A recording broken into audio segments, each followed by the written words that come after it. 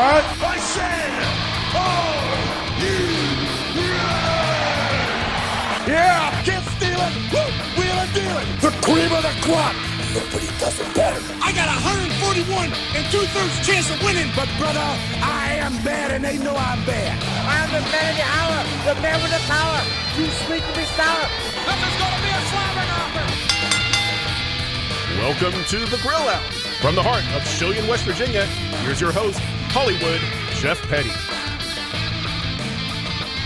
Welcome, ladies and gentlemen, back to The Grill Out, episode 28. I am your host, Hollywood Jeff Petty. Jeff Petty, JEFFPETTY. It still doesn't have the same ring as Jeff Jarrett. So, joining me, one of my co-hosts, the other one, he's still on a sabbatical somewhere and at an undisclosed location. We were able to contact him, though, today to get his predictions, which will be in the next segment. Josh Cole, baby, the belt expert, our belt expert, the belt collector, our belt collector. Well, let me tell you something, brother. If Sting asked me to be his final match, I'd be there, unlike that jabroni Kevin Nash. Yeah, actually, you want to just go ahead and dive right into that, because you seem like you got some heat with Kevin Nash. Okay, so the first report that came out, it says, WWE won't let me go. Basically, that's what he said, more or less. Turns out if you opened up the whole article and read what he said, he assumed WWE would not let him go because of his position with the company, which he doesn't really have one. But anyways, he clarified that and said, no, because I'm a WWE guy, I don't want to jeopardize my position with the company because, hey, Paul Levesque is my best friend. I love Sting, but I'm a WWE guy. It just sounds like he does not want to go. No. And at the same time, I'm not shocked. Yeah. Just basically because of just how tight-knit the clique is anyway. I'm sure that they are friends with Sting, but... yeah, it's... in my opinion, he could still go and just, hang out backstage. He doesn't have to be out there in the crowd. No. I mean, you don't have to be on camera. I mean, how many times have we seen, couples or somebody from a different company that's like, I don't want to be on camera or anything. I'm just here to support my friend, my spouse, what have you. Granted, they accidentally showed Britt Baker on NXT at one time. That's true. They did accidentally do that. But was that before AEW became a thing, or did they just... that was the start. Oh, okay. That was right as early. they started. Mm-hmm. Yeah, they weren't on their radar, sort of, yet. AEW kind of made fun of that and showed Britt Baker on the same face for some reason. I don't know why they did that, but they did. It's just... I don't even know what comment to make of that. But yeah, I know that you had been mentioning it a couple times. I forgot to add it to the script, so I was like, okay, I'll have to... We're just going to dive right into it. So yeah, Kevin Nash... Josh Cole is challenging you to a match. Just go for his quads. just go for the quads. But we do have a busy show ahead of us, and we went ahead and got that one out of the way. We'll go ahead and dive into our first story. It involves TNA, of course, because we've been talking about TNA a lot here lately. There's a possibility that they will be going to Full Sail University. As some of you know, and some of you may not know, Full Sail University is the previous home for NXT. That's where they did a lot of their tapings until they moved to, the Capital Wrestling? Yes and no. Okay. So, Full Sail, they were there. COVID happened, so they basically had to move out of Full Sail. And they went to the Performance Center, which they rebranded as the Capital Wrestling Center. It was NXT's version of the Thunderdome. Oh, okay. Then they got rid of that. Now it's just the Performance Center. Okay. Say right there went out. But this is coming from SAScoops.com. Also, there's going to be a lot of Dave Meltzer mentioning in this episode as well. Dave. Yeah, we're talking about Dave. During Wrestling Observer Radio, Dave Meltzer said that TNA officials are interested in a weekly live show, and they would like Full Sail to be that venue. Things are preliminary right now, but the interest is real. It was also noted that this might be tough because Orlando already has NXT running every Tuesday. That being said, when Scott D'Amore was with the company, he, along with other TNA executives, went to Full Sail University to scout things out. TNA apparently wanted to go to Full Sail, and for many reasons. Not only does the arena have a great look, it does, but they can also save money on production because students from Full Sail can work on the show for college credit. Why didn't we have that at State? Yeah. I would have definitely done that. Yeah. Like, just put me anywhere, coach. I'll run camera. I'll move cable. The old gym. Yeah, we could have, but sorry.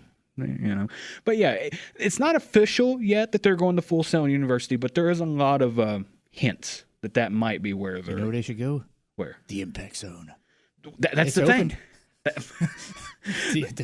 AEW's not there anymore. That's true. I was also going to say, yes, that is the Impact Zone, which was what? I can't think of the name of the place. Orlando. Yes. Universal Studios. Yes. Yes, that's technically the Impact Zone, but the Impact Zone is anywhere. It's in your heart. It can be in your heart. But yeah, so that's some of the stuff that's going on. Who won't be arriving in the Impact Zone? Who? Well, actually, never mind. He actually has. Never mind. I take that back. I was about to say Kevin Nash. I was like, wait, he was in TNA for a bit. Yeah. With the whole main event mafia thing, which, by the way, like the other night, my brothers and I were sitting there in the living room, and I just had to play Scott Steiner screaming, "He's fat," for some reason. I don't know why. We just had to. But yeah. And speaking of people being in different promotions, Shawn Spears just recently re-debuted. Okay, well, I guess I would say it's a debut technically. Yeah, because he's not Ty Dillinger coming back. He's Shawn Spears coming back to NXT. First time being Shawn Spears within WWE. Exactly. So he did debut on NXT. So he's kind of doing that all over again. It's not shocking because of where Cody is already in WWE, and Shawn Spears and Cody already have that relationship, that friendship between one another. But the more in my opinion, the more interesting free agent signing would be Tama Tonga. Mm-hmm. There's a lot of speculation, heavy rumors right now that Tama Tonga is going to WWE. This is coming from Cultaholic.com. Again, we're talking about Uncle Dave Meltzer. According to him, Tama Tonga is heading to WWE. There are no details on when Tonga will make his WWE TV debut, nor how long he will be under contract with the promotion. Fightful Select have also reported that Tonga is expected to land in WWE, barring unforeseen circumstances. Tama Tonga has been with New Japan Pro Wrestling for the past 14 years, founding Bullet Club in the process, but he exited the promotion following his farewell match at Day 2 of the New Beginning in Sapporo on February 24th. Tonga's contract expired at the end of January, and he revealed following his never openweight title win at Wrestle Kingdom 18 that he would be leaving the promotion as he wants to spend more time with his family, which is completely understandable. His family. Keyword. Family. And we're not talking about the Fast and the Furious either. So one of them is in there. Two of them were in there. That's true. It all circles back to wrestling. But also there's reports. You sent this to Jason and I. Yeah. This is coming from Uncle Dave as well, that there is a possibility that Tama Tonga could be going to WWE to join the Bloodline. Yeah. Which apparently, I guess, they were talking about this on Wrestle Talk. The Rock mentioned Haku, and he called him Uncle Tonga.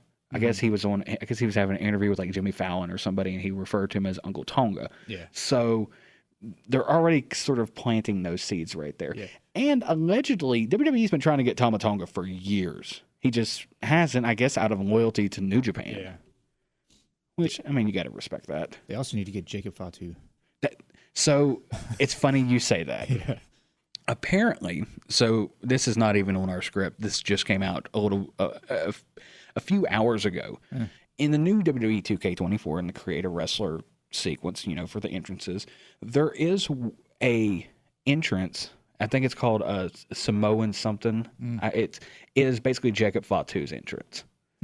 Now, side note, they also have Kenny Omega's entrance in there now, so we're about to see all kinds of creator wrestlers in WWE 2K24. But it's kind of funny that you do mention Jacob Fatu, because is that a sign that maybe he'll go to WWE? I don't know.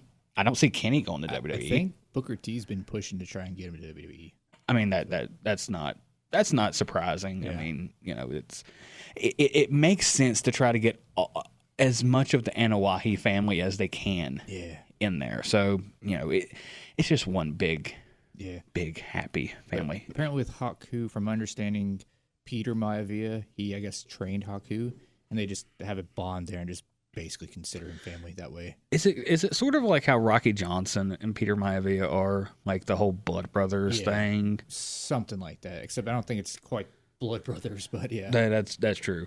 Yeah, because I think, if memory serves me correct, Rocky Johnson was like, he married like a sister of Peter Maivia or something like that, and that's The Rock's mom. I think so. I think that's how it works. Something like that. The Anawahi family tree is confusing. It is so confusing, just all the branches that come off of it. Speaking of Haku as well, did you see him watching the Shockers debut? So if you have not seen it, so this Tuesday, March 5th, at 10 o'clock on Vice TV is going to be the first episode of Season 5 for Dark Side of the Ring. The first one's talking about John Tenta, a.k.a. Earthquake. What was he called in WCW outside of the Shocker? Shark something? I don't know. He had the shark gimmick and all of that. But yeah, they're doing a Dark Side of the Ring episode of that. And they showed the video of the Shockmaster debut to Haku. Now, for some of you that don't know about the Shockmaster debut, how do you not know about it? If you're listening, if you've made it this far, we're 11 minutes into this podcast. How have you made it this far into this podcast and not known about it? Now, if you're listening to this on 1490 WSWW, I understand you're probably just like, hey, sounds like a cool show. Please stick around. The Shocker will be involved with Sting's final match. Jason's not here. We can't do that bit. Yeah. But yeah, so they showed the video of the Shockmaster debut, which is honestly one of the funniest debuts ever. It pretty much killed the gimmick as soon as it came through the wall. And Haku just lost it because I guess that was the first time he ever saw it, which is just hilarious. And speaking of things that people have not seen very much, so of course, Sting is his last match is technically tonight.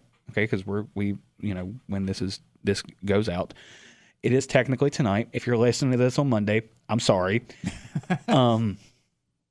They for years, including myself, I've always thought this, that the Crow Sting gimmick came from the movie The Crow, because they sort of came out around the same time, very similar. It is in a way because it was Scott Hall who basically said, "Hey, kind of do this." So. Yes, but Sting did say that it was more for him. It was more inspired by Kiss than anything. Yeah. And he's like, he's seen bits and pieces of The Crow, but he's never watched the entire movie. Yeah. So he's never watched the whole movie in its entirety. So yeah, Scott Hall's also another person who has just kind of pushed. He's very good at coming up with gimmicks for some reason. He's got several. I can't think of any off the top of my head. Yeah. But yeah, so there is that. But there's been a lot of interviews with Sting because of his last match, and that was one thing that he said. He's like, hey, it wasn't. It was more inspired by Kiss and Rocky Horror Picture Show and stuff like that. I think there is definitely some inspiration from that movie. Yeah. But yeah, that's what's coming out of Sting's mouth right now. So, just to move on, Bayley, there's a lack of promotion for her for WrestleMania 40, okay?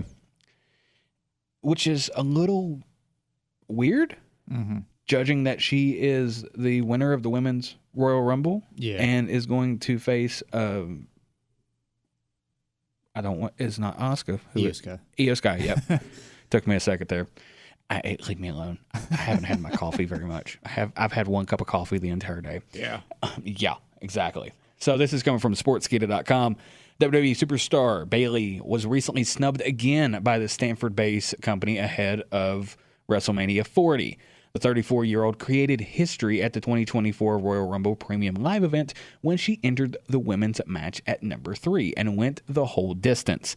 The former Damage Control leader spent a record 63 minutes inside the squared circle and eliminated 7 other female superstars to secure the first Rumble win of her career.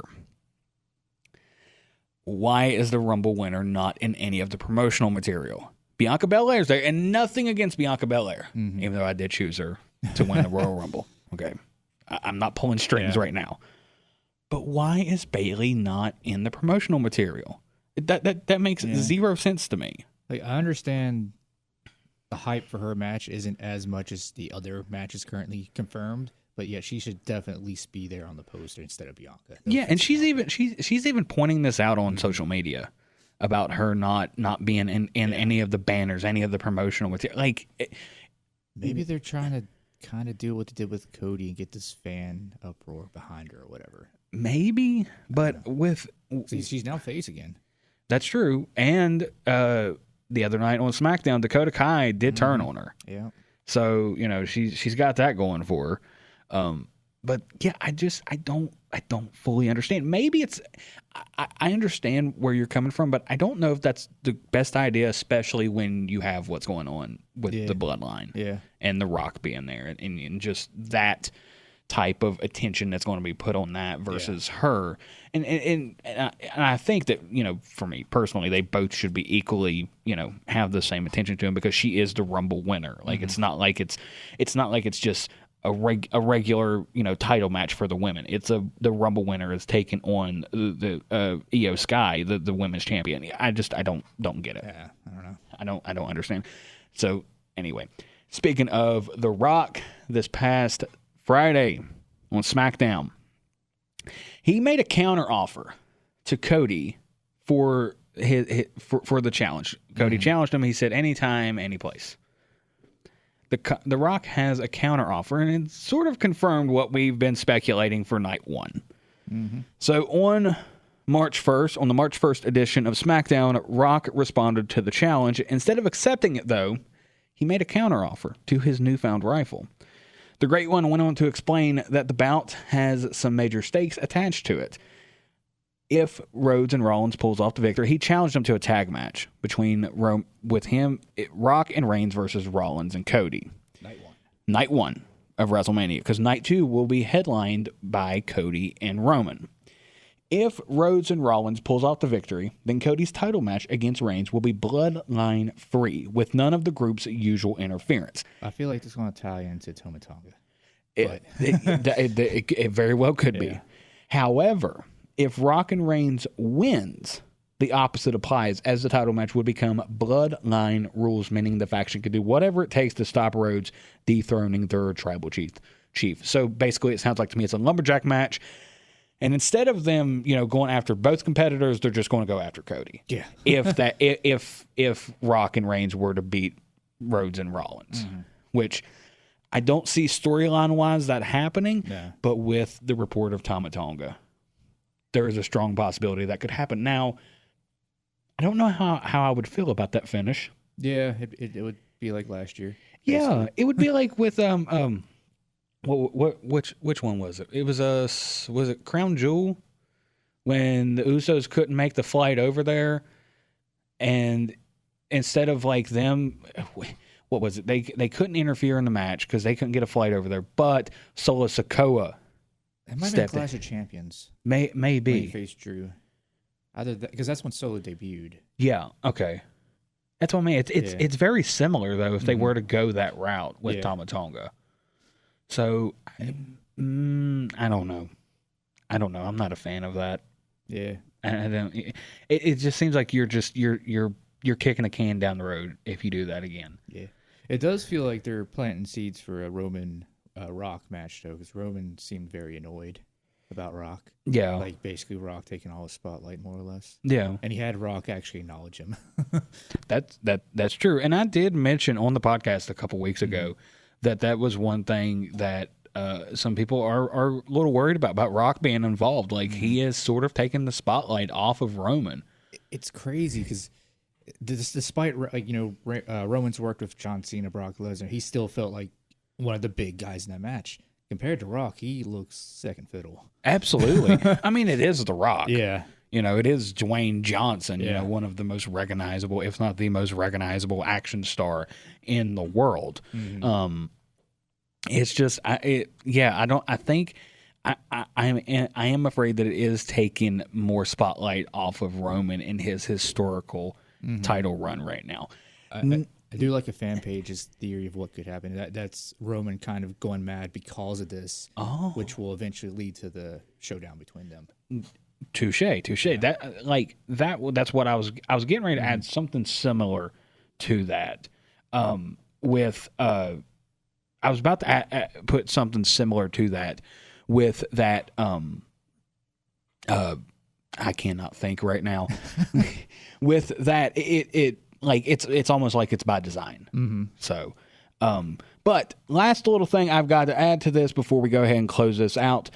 Sting's final match, it is reported that it will be the main event for AEW Revolution. So, with that being said, we will go ahead into the next segment. We're going to go ahead and take a break. And when we come back, we will have predictions. So, stay tuned. Yeah.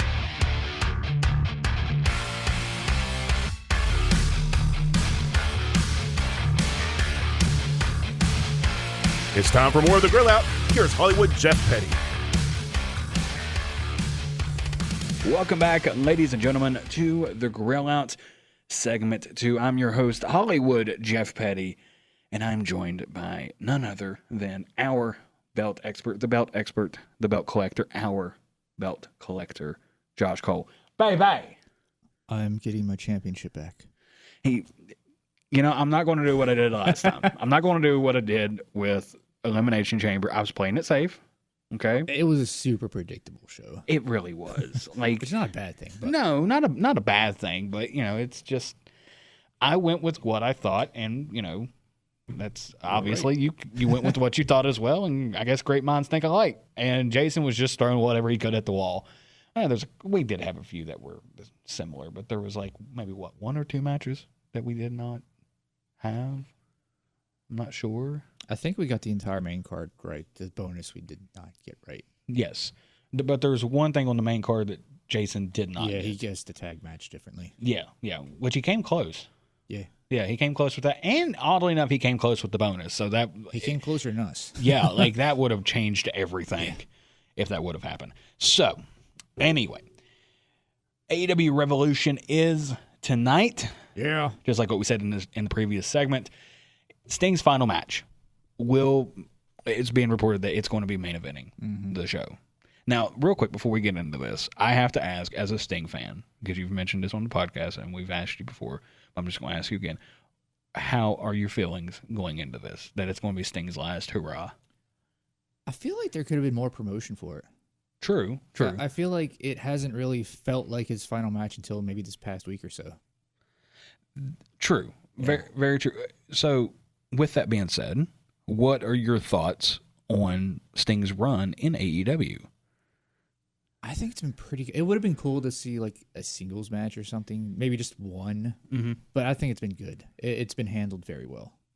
Okay, I think that might be the universal answer amongst everybody. It's giving a legend their proper send off. Yeah. I do have one tiny itsy bitsy gripe. I feel like when he does his entrance with his music, I feel like he comes out too early on it.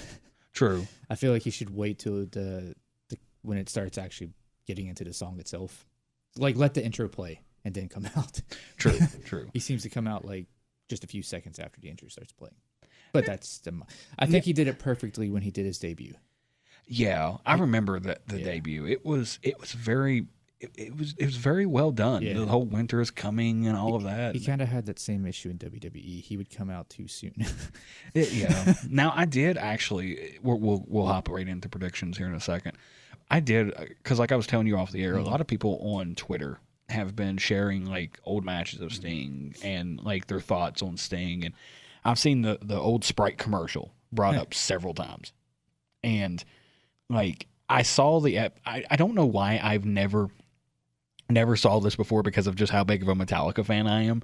I watched him and Darby's entrance at All In with the Metallica Seek and Destroy, theme song coming through, which oddly enough, because it all circles back to wrestling. That's how I originally got introduced to Metallica was through Sting's, using the Seek and Destroy theme song. So just a little tidbit there for you. Speaking of footage, it's alleging that there won't be any footage owned by WWE used at Revolution, and people are speculating WWE the bad guys not letting them use it here. I mean, WWE aren't always the good guys, but they're not always the bad guys either. Yeah, because did AEW even ask WWE That's true. It's like people are assuming that they just said no, but I mean, did they even ask? Yeah, like we'll ask Kevin Nash that. Yeah, if they actually asked. Probably not. Probably not. Probably just assume that it would be a no. I will say the Sting coming down from the Raptors was pretty cool. Yeah, and like I told you off the air, I don't understand the backlash of people complaining because Tony Khan went out of his way to ask Martha Hart. That don't make sense at all. Yeah, like he asked her opinion on it, and as much as she does for AEW, and that's how she lost her husband was something like that. To me, it's a class act to go ahead and ask her for her her thoughts on that, and go ahead and give her input. If you have a problem with that, you're the problem. I'm just going to say it. I know a lot of people brought up they thought about Owen there, and I did too, but not so much because of the risk, but just the fact it hasn't been done since then. That's I didn't even realize that. Yeah, I'm just now realizing that. I mean, they've done the zip line. That's kind of similar, but they've never done a straight rappel down. Yeah, because I think after the Owen incident happened, I believe Sting stopped doing it in WCW. Yeah, I think he did. Because he never did it in TNA. No. Huh. That's okay. See, I didn't know that. I did not know that. Anyway, so AEW Revolution predictions. Yeah. Currently, your current Grill Out predictions heavyweight champion, heavyweight predictions champion, whatever I put on the belt. I am your current champion. All right, because we had a draw for Elimination Chamber, and just like in professional last time too. Did we? Huh? I think so. I think we've had 2 draws in a row. Oh well, no, we've had one because I won the belt at the end for World's End. Well, the Rumble. Oh yeah, that's right. The Rumble we did have a draw. I got 2 defenses. Anywho, I don't know why I keep doing that. Like anyway, I'm just weird. So we have 2 pre-show matches. One of them being Julia Hart and Sky Blue taking on Chris Statlander and Willow Nightingale. Of course, they have Stokely Hathaway with them. Of course, Jason is not with us. He is off at an undisclosed location. Him and the baddie. I think they're still trying to figure out if cookies exist. And the Chuck E. Cheese in Area 51. Yes, they're trying to figure out all of that. I'm going to go ahead and give you Jason's pick, and then Josh will give his, and then I'll go ahead and give mine. Jason chose Julia Hart and Sky Blue. Blue Hart. Yeah, I'm going the same. Okay. I don't know. I just feel like they're going to be the ones. I thought about maybe Chris Statler and Willow Nightingale because Sky Blue got the win this past week. But I was like, you know what? I'm thinking this tag team because this is Julia Hart's first match back after an injury. So. That's very true. And they've been kind of building this connection between Sky Blue and Julia Hart. I don't see them like jobbing them out to Chris Statlander and Willow Nightingale. Nothing against them. They're amazing in the ring, but I don't see it. So I'm going to go with you. Oh, okay. I'm going to go with you and Jason on this one. And just Julia Hart and Sky Blue. So if you can type. Yeah, if I can type. I can't talk. I can't type. I can't do anything right now. Yeah. Anywho. All right. Next match. The Acclaimed Bowens and Max Caster and Billy Gunn with Bullet Club Gold, Jay White, Austin Gunn, and Colton Gunn. The Bang Bangs is a gang. Yes. Taking on JEFF, JARRETT, Jeff Jarrett, Jay Lethal, Satnam Singh, Private Party, Isaiah Cassidy, and Mark Quinn. Sounds fun. Pretty much. And they got Willie Mack in there too. I'm going with the Scissor Gang. Yeah. Yeah. You didn't catch that, did you? No, I didn't. Oh, yeah. Okay. Bang, bang, bang. Oh, you know what? We're just going to go with it. The Bang, Bang, Bang Scissor. And we're just going to leave it right there. Yeah, I'm going with them as well. They're the AEW Trios and ROH World 6-Man Tag Team Champions. Yeah, like, I've liked Jeff Jarrett and them. Okay, like people can say what they want. I've enjoyed them, but yeah, no, they're the ones that are going to be doing the job. Willie Mack seems really random in this. They were just kind of like, hey, what are you doing Sunday? We're going to throw you in a pre-show match. All right, next match, which is going to be the main event, but it's just what we got in our running order right now. Sting and Darby Allin with Ric Flair will be taking on the Young Bucks, Matthew Jackson and Nicholas Jackson, in a tornado tag match for the AEW World Tag Team Championships, and this will be Sting's retirement match. Jason chose the Bucks. So, I see what you wrote down there. Yeah. I mean, usually retirement matches, the one retiring typically loses, except unless you're like The Undertaker. But I don't see Sting losing this, especially with the personal story going into this, like with the Young Bucks attacking his kids and such. It feels way more personal for him to be losing this match. True. So I'm going with Sting and Allin. He's going with Sting and Allin. I'm going to go with the Young Bucks. I'm sticking with the guys. And also, Sting and Allin are undefeated, so that's true. But I will point out, because I think this is another thing that Sting was talking about, like on his interview stuff, was the one thing he learned from professional wrestling is you have to lose. Yeah. So he says it's okay to lose if. How did he put it? He was telling Allin this. It's okay to lose as long as it's done right. Something like that. See, somebody who's been in the wrestling business for 40 or 50 years?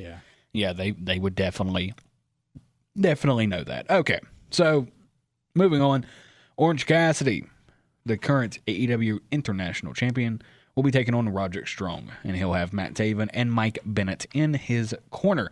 Jason chose Cassidy. I'm going to go Roderick Strong because I feel like the Undisputed Kingdom hasn't done a whole lot yet. True. I feel like this will be their first kind of, I don't know, mark in their reign. True. And also, I mean, Orange has had the belt, not for, if memory serves me correct, not for as long as his first reign, but he has had it for a minute. Yeah. So I want to say his second reign's probably also longer than Pac's as well. Yeah. Which also, fun fact, in 2019, Will Ospreay and Pac went to a time limit draw, and they're both back on the same roster. So, book it, Tony Khan. Yeah. Where's Pac been? Is he injured? Maybe. I know occasionally he's had some visa issues or whatever, but I don't know where he's been lately. It's hard to tell where Pac's at. So, I'm going to go with Roderick Strong. I'm going to agree with you on that one, especially with him having Matt Taven and Mike Bennett in his corner. And yeah, they kind of need that need this win in order for them to just be taken serious. Yeah,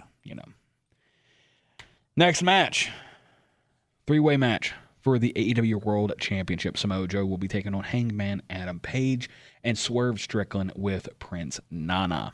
If Sting's match wasn't the main event, I'd say this one probably would have been. Yeah, it makes sense that the world title has to me, unless it's something like Sting. The world title has to be the main event. So that is just me. Jason chose Samoa Joe. Mm-hmm. I'm going Samoa Joe as well because, I mean, granted, it'd be great to see like Strickland win, but Joe feels like the oddball out here because the feud is really between Page and Strickland. And I feel like that's going to cause either of them to lose. True. I didn't even think about that. Yeah. That could be detrimental to both of them. But also, Joe hasn't really had a big title defense yet. He had maybe one. I know he had the one against Hook, and I don't remember if he's had one since. I think Swerve needs to be world champion. Yeah, I do. I don't see Hangman doing it. I mean, there's a possibility, but it just doesn't make sense. I'm gonna go Swerve. Swerve, why not drive? To the Prince Nana dance. Anyway, I'm being an idiot right now. Okay. AEW Women's World Championship match. Timeless Toni Storm with Maria May and Luther taking on Deonna Purrazzo. Jason chose Tony Time. Storm. Interesting. I haven't heard it like that. I'm also going to go with Timeless. You're going to go with Timeless. Yeah. Okay. I mean, it is Deonna's like first pay-per-view big match, but I don't see her winning it just yet. Yeah. It would feel very TNA. Yes, it would feel very TNA. I think this is going to be an awesome match because I think Deonna Purrazzo is she's easily top 15 to me, top 15, top 20 in the world for women's wrestlers, maybe even top 10. Toni Storm, this has been the best run she's had in her career so far. Yeah. I'm going with Toni on this one. So, okay. All right. Eddie Kingston taking on Bryan Danielson. This is for basically the AEW Triple Crown. I mean, that's basically what this is. Crown. Yes, the Continental Crown Championship, which consists of the AEW Continental Championship, Ring of Honor World Championship, and the NJPW Strong Openweight Championship. If Danielson loses, he has to shake Kingston's hand. Jason says Eddie. I'm going Bryan Danielson. You going with the American Dragon? Yeah. I love it that LA Knights, had just basically become a staple of this show. Yeah. Like when I did the show by myself, there was a lack of yes. It's hard saying yeah without thinking of LA Knight. That's true. I feel like I say it too much, but it is what it is. That's very true. And honestly, I'm going to agree with you on this one. I think he's going to get his win back from the actual tournament. Yeah, and also, Danielson hasn't held a title. Not in AEW. No. So, maybe he wins the title here, because he does have this thing with Kingston, and then he drops it at Double or Nothing. Yeah. I mean, that could be a possibility. I don't see Danielson losing this one. So, yeah, I'm going to go with Danielson. Moving on, this is a singles match. It's between two Don Callis family members. Will Ospreay taking on Konosuke Takeshita.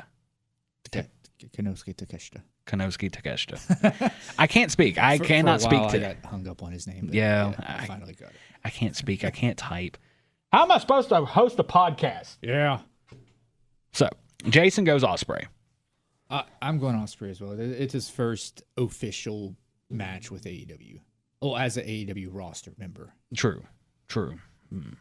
Have they faced each other before? Maybe in a tag match. Possibly. I don't know if they ever faced each other in Japan or not, but. I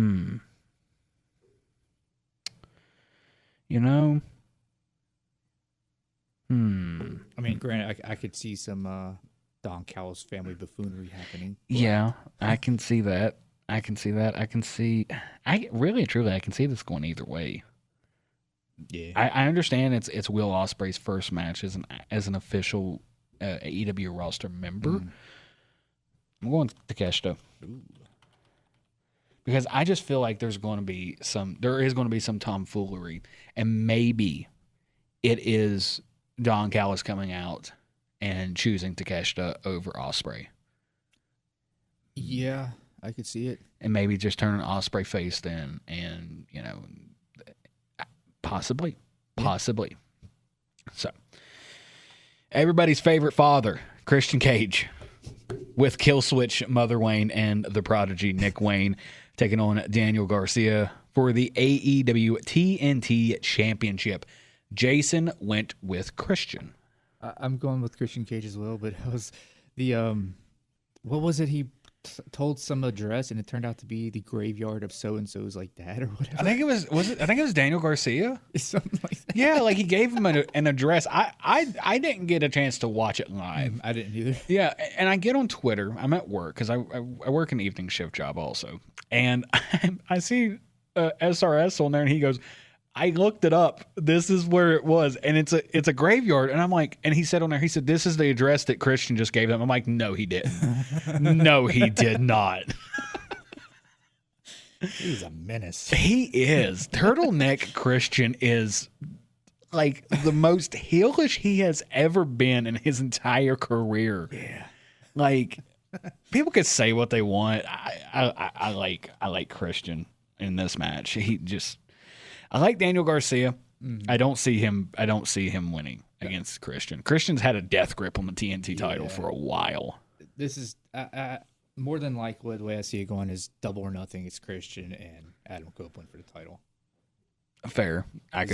Copeland is not in this because he got injured. Quotations. Air quotes. Yeah. Injured. Okay. We have a tag match. FTR, which is Bax Harwood and Cash Wheeler, taking on Blackpool Combat Club. I can't speak. John Moxley and Claudio Castagnoli. Jason went with FTR. I will go with the Blackpool Combat Club.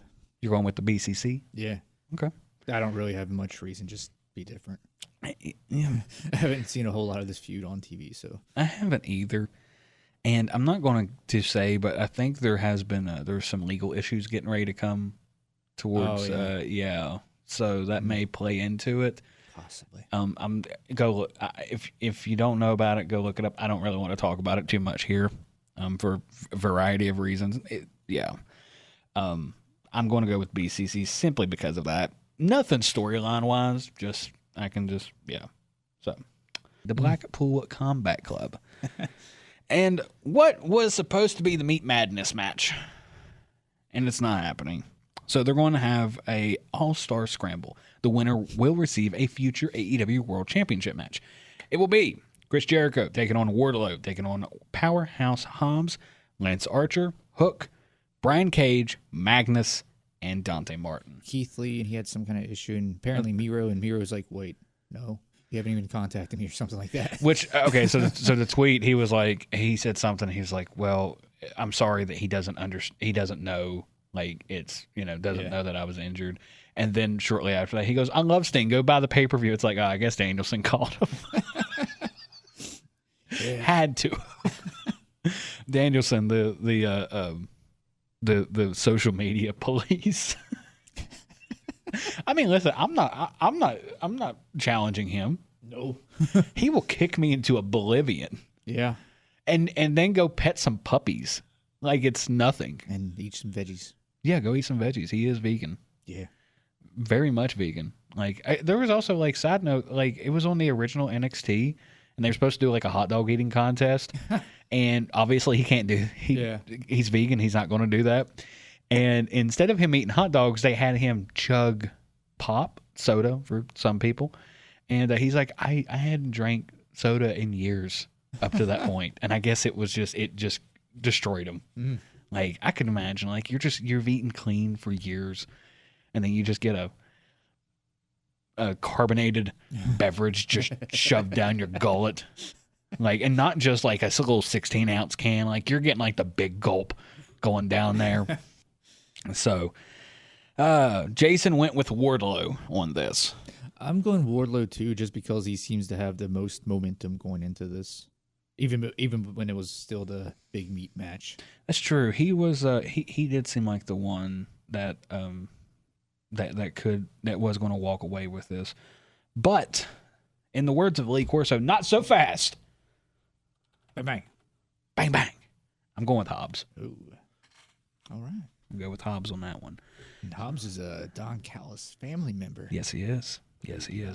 I would like to go with Lance Archer. I don't see it being Lance. Sadly, like I love the Murder Hawk character. He is one where I feel like AEW's kind of dropped the ball on him. Oh, big time. Yeah, absolutely. Like when it was him and Jake Roberts, and Jake's like trying to control him and stuff, and he's just, which is basically the same gimmick he had in New Japan. Mm-hmm. It's just ramped up a little bit in AEW. It's like they'll let him get these squash matches over jobbers, and then he gets put in a big match, and he just loses. Yeah, it looks like a chump. Looks like an absolute chump. So that is our predictions. I'll go ahead and give you a quick review while we got a couple minutes here. The pre-show match, Julia Hart, Sky Blue taking on Chris Statlander and Willow Nightingale. All three of us chose Blue Heart Blue. We all went with that. The second opening match is TNA, Private Party, Willie Mack, and the Bang Bang Scissor Gang. And what is that? A 10-man tag? 12-man tag. I went to Riverside. Riverside High School. All of us went with the Bang Bang Scissor Gang. And then what is going to be the main event of the pay-per-view?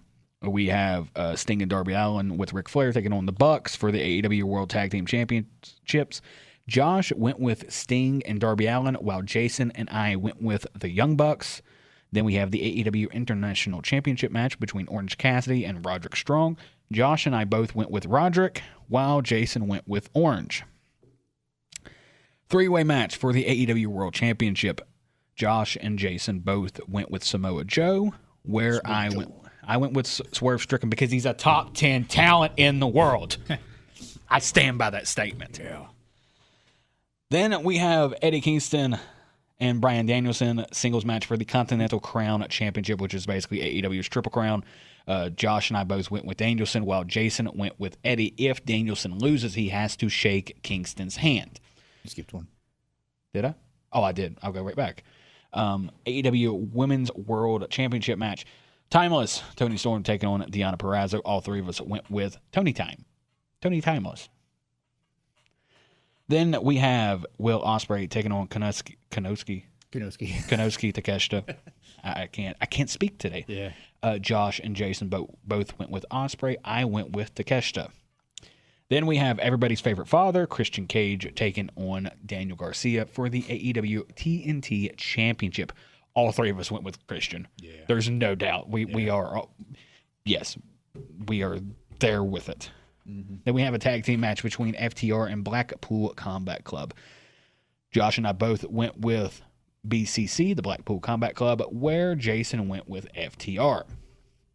Then last match that we have on the card is the All-Star Scramble match. Chris Jericho and Wardlow taking on Wardlow, taking on Powerhouse Hobbs, taking on Lance Archer, taking on Hook, taking on Brian Cage, taking on Magnus, and taking on Dante Martin.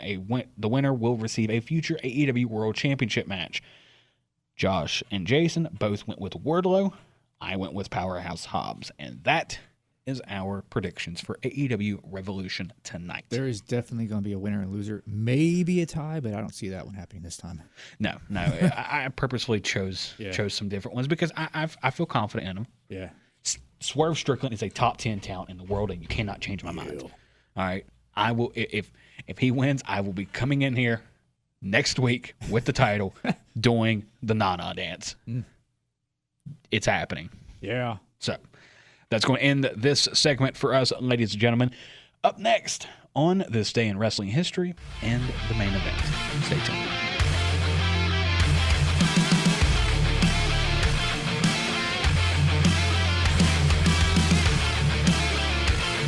Once again, here's Hollywood Jeff Petty.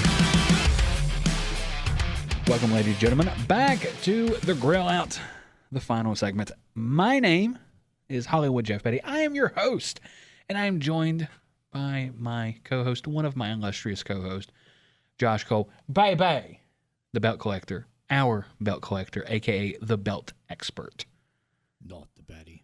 Not the baddie. He is actually with Jason somewhere. They're still trying to figure out if cookies are real and where Chuck E. Cheese actually is, because they think it's just an illusion. Yeah. Or at least the baddie does. I don't know why. And I don't know why Jason's helping him, but he just is. So that's a thing. Might be down in the Congo. Maybe. Anyway, this literally just came out while we were taking a break. On this day. Yeah. What? No, not yet. Not yet. We're getting there. I'm just going to go ahead and point this out. This thing happened on this day, though. Yeah, that's true. It did. Anyway, I know what you said. AEW Revolution, the pay-per-view, is sold out with 16,084 tickets sold, which would be the largest crowd in the building in 25 years. The last being June 27th, 1999, the WWF King of the Ring. So, cool. That literally just came out.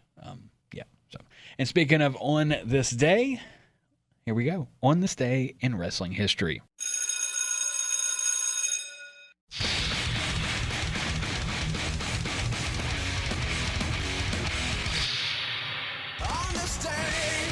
I see clearly. Anyway, I've lost my ever-loving mind. Why do y'all still let me host the show? I don't know. Anyway, on this day in wrestling history, March 3rd, 1997, WCW Monday Nitro was held at the Omni in Atlanta, Georgia. This was the last wrestling event to ever take place at the spiritual home of WCW and previously Jim Crockett Promotions and Georgia Championship Wrestling. It was demolished 4 months later. So, yes, that happened in 1997. That's, almost 30 years ago? Something like that? I mean, about 27 years ago? Yes. So, yeah, there you go. Moving on this day, March 3rd, 2003, Stone Cold Steve Austin made his first appearance on Raw, since he famously walked out of the company the previous summer, since he, quote-unquote, took his ball and went home.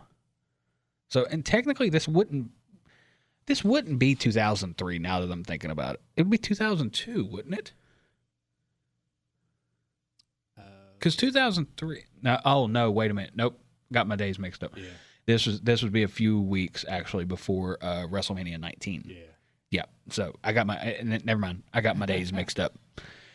So yeah, that's when Stone Cold took his ball and went home, and that was because of the match between him and Brock Lesnar, which was just going to be a qualifier match for the King of the Ring, and Austin has even said in recent years that he should not have handled it the way he did, and apparently he got the phone call and was like, "Oh, so that's what we're doing."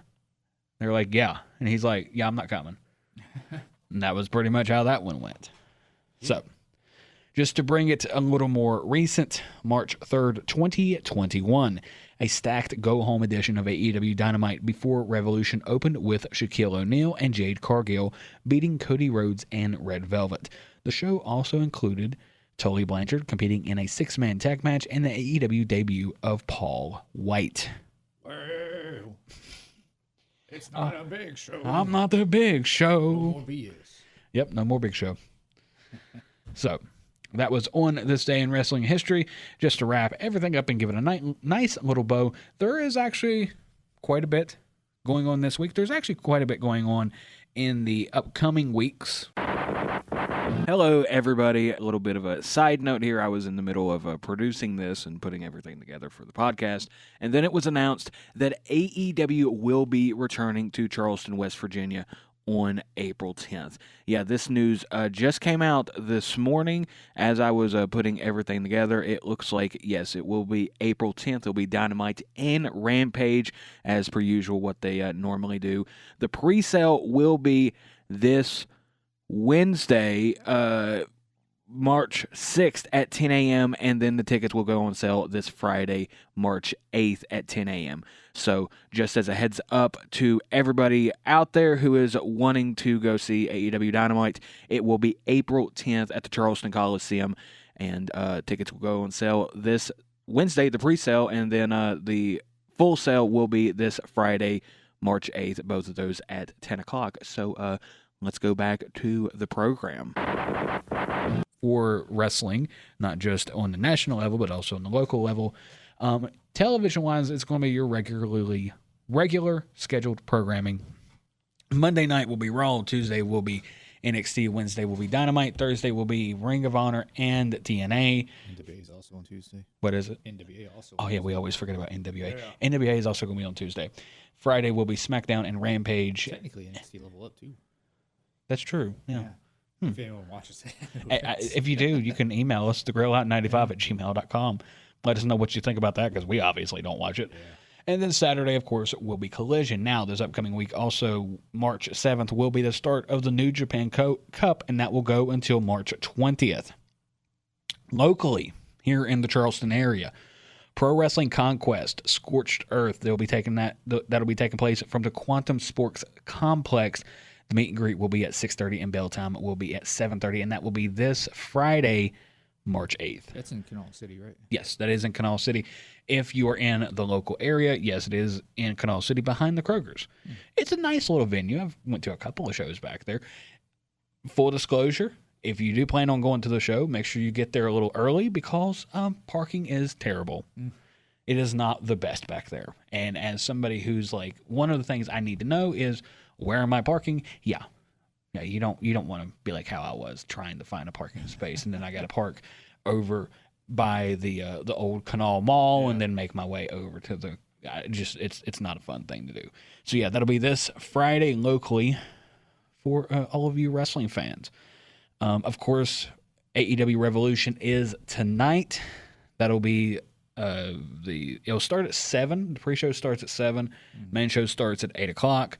If you listen to the previous segment, we went ahead and gave all of our predictions. My title will be going on the line. If you have any comments, any questions, anything you want us to cover, specifically if you want to tell us what you think about the show, what you think about me, what you think about anybody, tell us it sucks. thegrill95@gmail.com. You can also go to the Facebook page and make sure you like it. You can message us there also. I think that's everything. If you're listening to this, we also have the WCHS podcasting networks. You got Let's Talk with Carl Lee. You got Scoop Squad. Any show that's really recorded here in the studio will go up as a podcast, like the Dave Allen Show on 580 Live. Anything else you would like to add, Joshua? You suck, Kevin. He's got heat with Kevin Nash. I used to like Kevin when I was a kid, but after a while, I was like, I don't really like this guy. He's okay. He was hilarious in The Longest Yard. Yeah, but that'll do it for us, ladies and gentlemen. Until next time, fellow wrestling fans, have a good one.